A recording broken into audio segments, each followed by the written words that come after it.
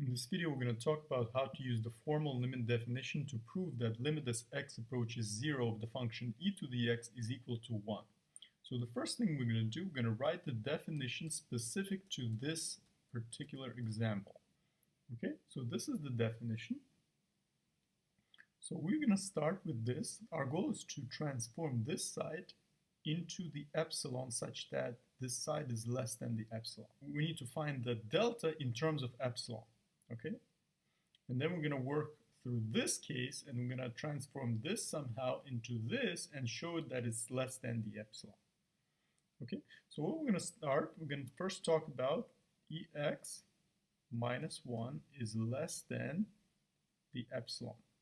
Make it look like negative epsilon is less than e to the x minus 1 is less than the epsilon, right? So this is the standard for getting rid of the absolute value bars, right? You have to have two guards, the epsilon on the right and the negative epsilon on the left side of the e to the x minus 1. All right, and then you can just add 1 on all three sides. So you're going to get 1 minus epsilon is less than the e to the x is less than 1 plus epsilon, right? By just adding 1 to all three sides.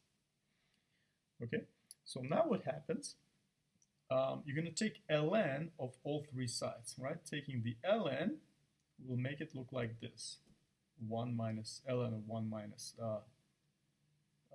epsilon is equal to ln of e to the x is less than ln of 1 plus epsilon.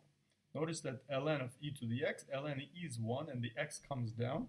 So what that turns into is 1 ln of 1 minus epsilon is less than x is less than ln of 1 plus epsilon. Okay, so now notice that we do that so that we can actually work with the deltas. All right, now there's two kinds of deltas that exist here, right? One is greater than the other. So we're going to have to take the delta to be the minimum.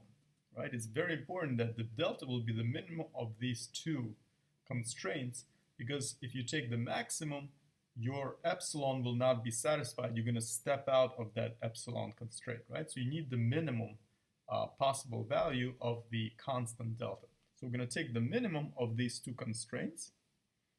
Okay, so notice that if I'm thinking of ln of 1 minus e, deltas need to be positive, right? It says here, deltas need to be positive. So if I take 1 minus e, the ln of that is going to be negative. And I'm assuming that epsilon is less than 1, right? Because if epsilon is greater than 1, we will not have a defined ln, right? ln will be undefined. So epsilon must be less than 1.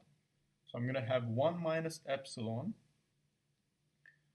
But the problem is it's going to be negative, right? Because ln 1 is 0. If you subtract something, even if it's less than 1 from the 1, ln falls below the x-axis, right? So it will be negative. So to ensure that it's positive, I'm going to take the absolute value, bring back the absolute value bars, of 1 minus epsilon. All right, so we're choosing between this and the right side, which doesn't need to be absolute valued because it's already positive, right? You're adding the epsilon to the 1 and epsilon is positive, right? So that's going to be 1 plus epsilon. But what is going to be the minimum of that? The minimum of that will be obviously ln of 1 plus e. Okay, now you can go ahead and use your calculator, plug in any value of the epsilon less than 1, find out what this is, then take the absolute value of that. You're going to see that it's going to be greater than the same epsilon that you're going to put in here. You're going to have a value less than that, than the left one, right? So we choose ln of 1 plus e. Okay, so now, going back to this, 0 is less than the absolute value of x minus 0 is less than delta means that you're going to have negative delta. Notice that to get rid of the absolute value bar, just like we did the work right here, you just need to have a negative delta constraint on the left side. And x minus 0 is still x, but no absolute value bars required, is less than the delta. All right? And what does that lead to? We already found the possible value of the delta. So that means we can replace it as the negative ln of 1 plus epsilon is less than x is less than the positive 1 plus epsilon. Now, you want to replace this constraint with something that deals with ln of 1 minus e, right? Because you're going to need that in order to bring back eventually the e to the x minus 1 into the middle, right? So notice that we can't have anything closer to x because it's going to violate this constraint, right? X being greater than that. So we should have something that's even further away from the x. And the only way to do that is to see that the ln of 1 minus e is actually more distant than negative ln of 1 plus the epsilon from the x. So basically what I'm implying is that ln of 1 minus epsilon is smaller than negative ln of 1 plus epsilon.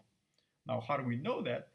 Notice that ln of 1 plus e is smaller than the absolute value of ln of 1 minus e. Absolute value is greater than that positive value. So that means the negative version of that positive is closer to 0, just like on the other side, than this is, right? So this is more negative than that, right? So we can just write it like this, ln of 1 plus epsilon. Now, we're going to take the e, we're going to exponentiate all three sides again. We're going to bring back the e, basically taking e of the ln of 1 minus epsilon is less than e to the x is less than e to the ln of 1 plus epsilon. And what does that do? E to the ln cancels each other out. It's just going to be 1 minus epsilon is less than e to the x is less than, again canceling that, e and ln mutually cancel each other out. It's going to be 1 plus epsilon. Now, from all three sides, subtract 1. What does that give you? That gives you negative epsilon is less than e to the x minus 1 is less than just the epsilon. And what does that tell you? That's the equivalent of having the absolute value bar e to the x minus 1 is less than the epsilon. So we've successfully brought this absolute value inequality true, right? So indeed, this result tells us that the limit as x approaches 0 of the e to the x function is equal to 1. Thank you so much for watching this, and I see you in my next videos.